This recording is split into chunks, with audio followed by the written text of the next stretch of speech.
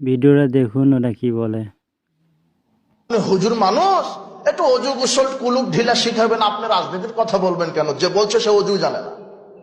যে আমাকে বলছে যে মাওলানা মানুষ আপনি, আপনি হুজুর মানুষ, আপনি ঢিলা কুলুপের ফজিলত শিখাবেন, আপনি রাজনীতির কথা বলতে গেছেন কেন? এই কাপুরুষ, রাজনীতি তুমি করবে? রাজনীতি আলেম করবে, রাজনীতি আলেম বুঝে।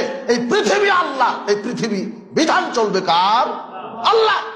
তুমি তো সামান্য মাত্র 56,000 বর্গ মাইলের একটা ইউনিটের সভাপতি, তাই তুমি আমাকে বলছো রাজনীতি তুমি করবা? ওমর ইবনুল খাত্তাব ছিল অর্ধ পৃথিবীর প্রধানমন্ত্রী। বলো তো কি পৃথিবীর? অর্ধ পৃথিবীর। তোমার বাংলাদেশ মানচিত্র দেখা যায় না, তুমি তার একটা ছোট্ট একটা পটকার নেতা হয়ে তুমি আমাকে বলছো রাজনীতির কথা বলবেন না? কাপুরুষ, তুমি কি জানো রাজনীতির? রাজনীতি শেখো ওমর ইবনুল খাত্তাবের কাছ থেকে, যিনি বলছেন ফোরাত নদীর তীরে যদি কুকুর না খেয়ে মারা যায়, এর জন্য আল্লাহ আমাকে কি করবেন? ধরবেন। তার কাছ থেকে রাজনীতি শেখো।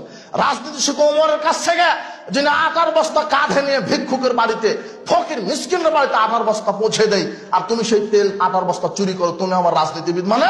তোমাকে আমি ঘৃণা করি। তুমি দুর্নীতিবাজ, তুমি গদ্দার, তুমি চাঁদাবাজ, তুমি চেটা, তুমি বাটপার, তুমি জাতির সামনে প্রতারণা দিচ্ছ। তোমাকে আল্লাহ হেদায়েত দান করো।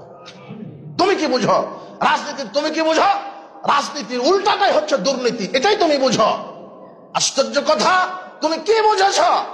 তুমি তো বাংলাদেশের নেতা, তুমি তো বাংলাদেশে নেতৃত্ব দিয়ে থাকো।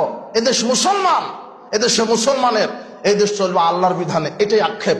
আল্লাহ, তুমি আমাদের এই রাহাজানি, তুমি আমাদের এই আক্ষেপ তুমি কবুল করো, বাংলাদেশে তাওহীদ প্রতিষ্ঠা করো। আল্লাহ তুমি কবুল করো।